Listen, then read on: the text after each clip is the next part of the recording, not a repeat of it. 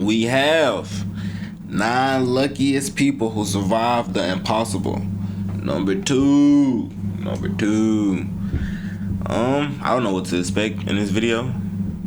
I wonder, like, what is the impossible that they survive type shit. That's what I wonder. Let's see though.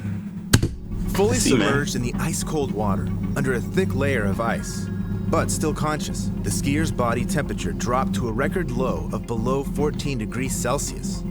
The woman had no chance of survival, when suddenly, her pulse got going again. In this video, I'll share 8 incredible survival stories that are hard to believe. Viewer discretion is advised. The caption British wrong. It say parachuting 9. instructor, Michael Holmes, was preparing for his 3rd jump in a day. He double-checked his gear and had his colleagues recheck it for him. Michael had around 7,000 successful jumps under his belt. On that day, in 2006, the instructor was supposed to film a tandem flight over the New Zealand town of Taupo. When the plane reached an altitude of 4,600 meters, the skydivers jumped. Michael circled the tandem couple to take the best photos and then opened his parachute. However, instead of a steady descent, the man got caught up in a violent swirl. Damn. His main parachute got tangled and wouldn't open. So, the man detached it to open the extra one. Its canopy wouldn't detach for some reason though, and Holmes continued falling. He wanted to cut off the suspension lines with a knife, but was unable to raise his arms. I'll be so fucking scared, nigga. You Michael barely managed to look at his altimeter and realized he was I'll be so scared. Oh shit, I'm dead. Bye. 6 more seconds passed, and Michael Holmes hit the ground. But when Michael's friend landed nearby, he saw Holmes lying in a blackberry bush, fully conscious. The man was immediately taken to the hospital, where he was diagnosed with a crushed left foot and ankle, on which he landed, as well as broken ribs and a punctured lung. But if Michael had fallen directly onto the ground, or into the water from such a height, he would have most likely died on the spot. It was a coincidence that saved his life. But no bush will save you if you've crashed inside an active volcano. What the fuck? In fuck? November of 1992, cinematographers Michael Benson and Chris Duddy went to film a volcanic cone named Pu'u'o'o on the Hawaiian Islands. One of Hollywood's best pilots, Craig Hosking, agreed to take them to the mouth of an active volcano. But the moment they approached the crater, the helicopter started falling right into the volcano. Everyone on board was preparing to die. However, by some miracle, the helicopter didn't end up plunging into the fiery lava. Instead, it fell onto the hard ground.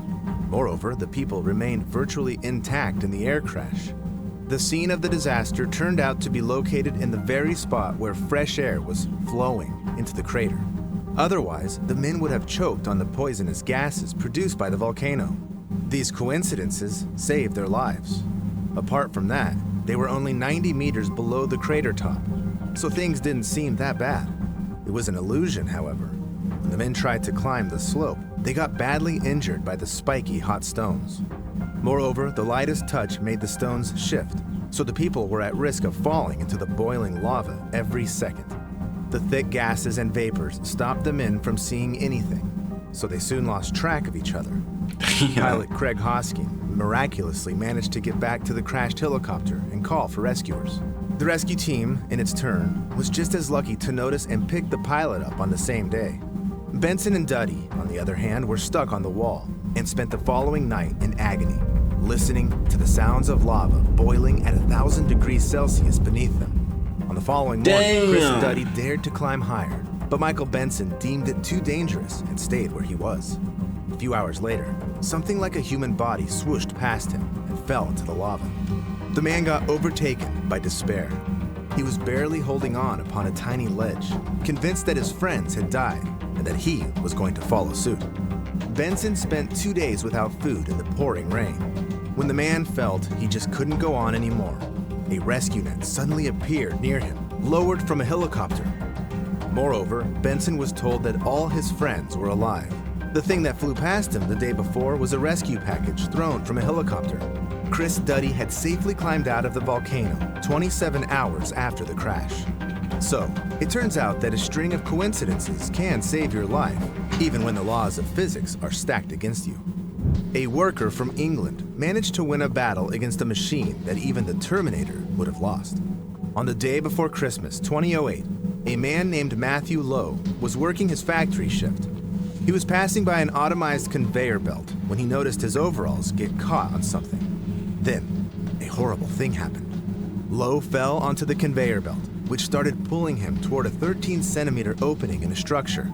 In just a few seconds, the man's entire body disappeared into the narrow tunnel.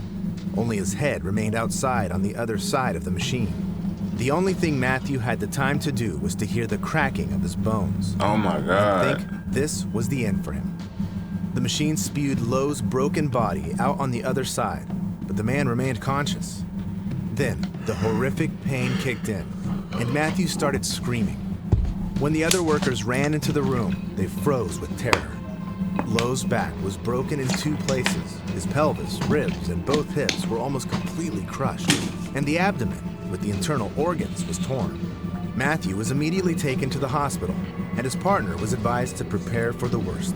However, despite all the doctors' predictions, Lowe fought for his life, spending a month at the hospital and going through 6 surgeries. The surgeons literally stitched the man's body back together, and in just 18 months, Matthew could return to work, although he was transferred to a different position.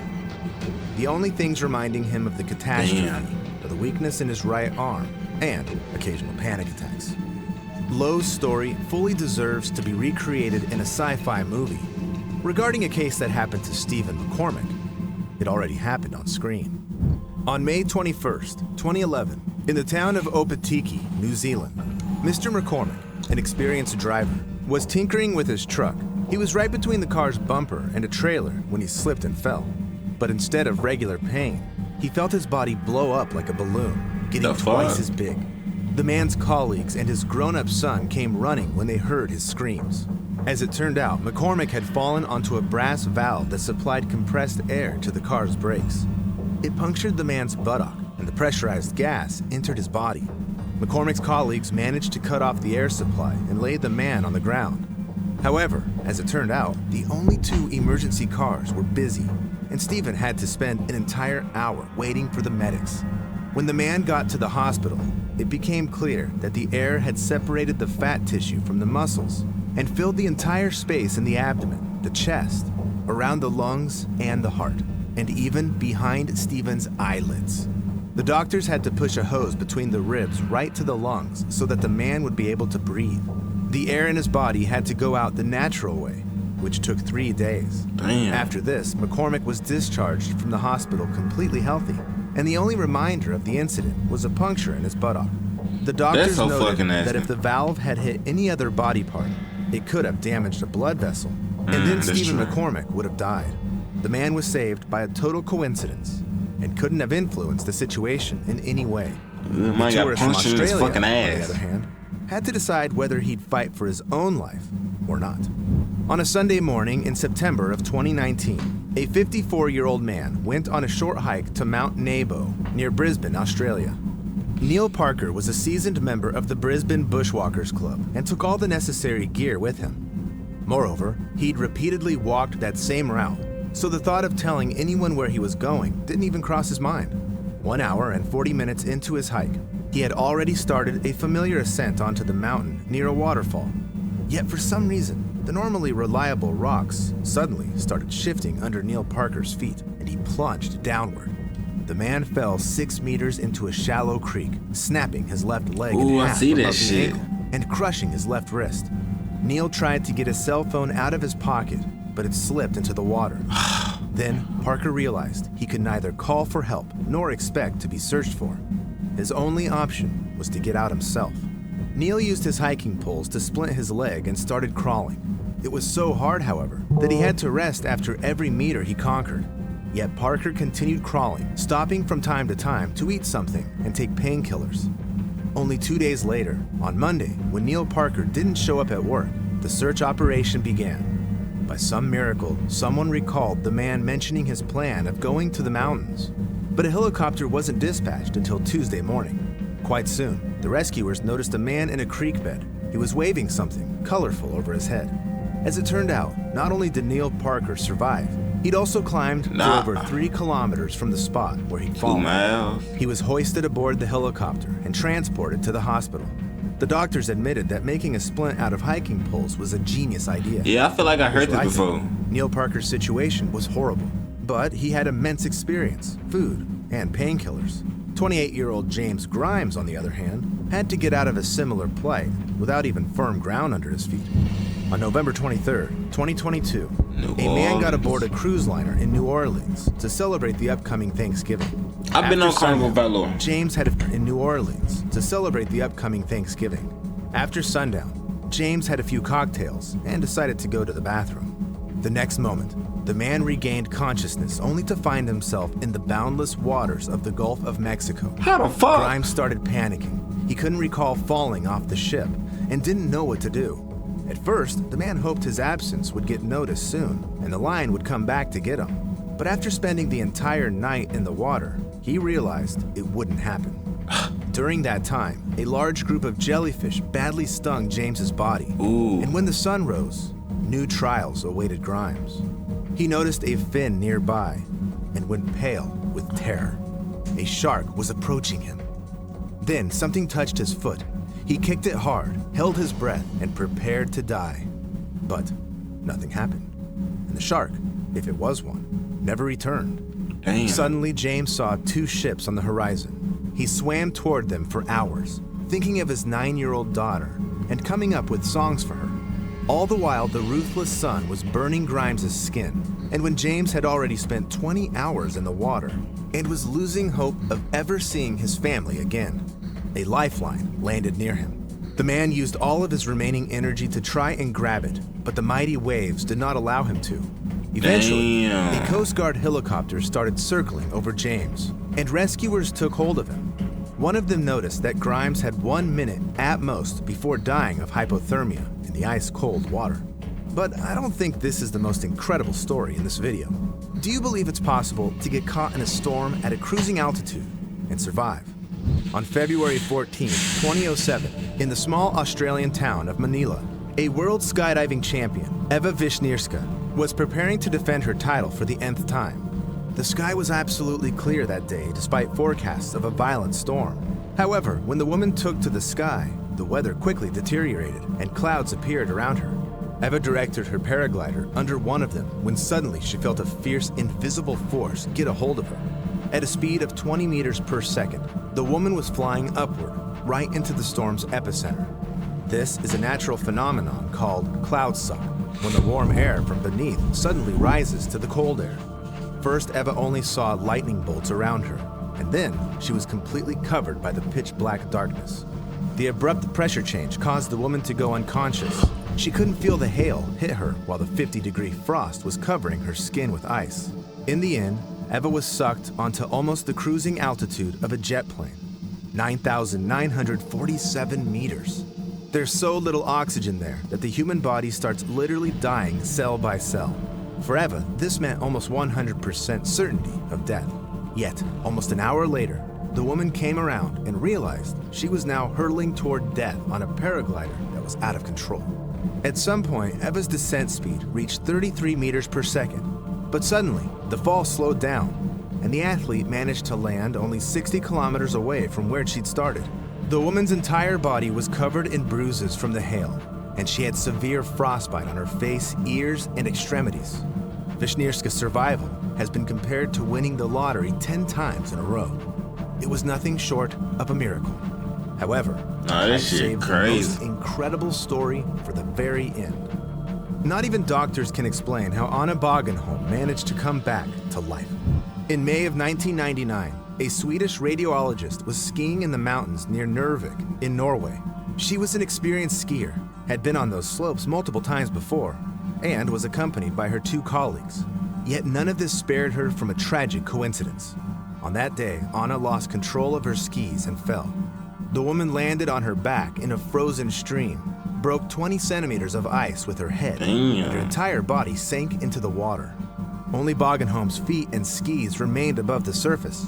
Anna's colleagues immediately rushed to help her, but failed to get the woman out of her ice trap, so they called the rescuers. Panicked, Bogenholm was thrashing against the ice when suddenly she managed to find an air pocket nearby and start breathing again. She spent 40 minutes like that, fully conscious and awaiting rescue. However, she never managed to see it. She passed out, and her colleagues were unable to tell whether Anna was still alive. Yet the rescuers took another 40 minutes to get the woman out of the water. So, she had no chance of survival. When Bogenholm was brought to the hospital, her body temperature had hit a new record low in the history of medicine, 13.7 degrees Celsius. A few hours the doctors spent trying to resuscitate the woman yielded no results. However, in the cold country of Norway, medical practitioners have a rule: to warm the patient up before declaring their death. So, a team of over 100 specialists worked in shifts for 9 hours, trying to bring Anna's body temperature back to normal, when suddenly her pulse reappeared. This seemed absolutely impossible, but the doctors weren't too quick to be optimistic. Bogenholm had been dead for too long, and the human brain experiences irreversible damage after 20 minutes without oxygen at the longest. Damn. However, Anna spent the following 35 days connected to a ventilator and regained consciousness. It's incredible, but no damage was found in her brain, yet the woman was paralyzed below her neck. 29-year-old Anna was aghast at the idea of spending the rest of her life bedridden and was very angry with the doctors for having saved her at all. However, after another month in intensive care and lengthy rehabilitation, Anna Bogenholm had an almost complete recovery. Most people who go through hypothermia don't survive, even if doctors manage to get their heart going again. What happened to Anna is a medical miracle. I've told you so many stories like this that I wonder sometimes, can they be explained away by a mere coincidence? Bro, that shit is crazy. That ain't shit but the man above, bro. Y'all surviving that crazy ass shit. That, like, some niggas ain't surviving that shit, cuz.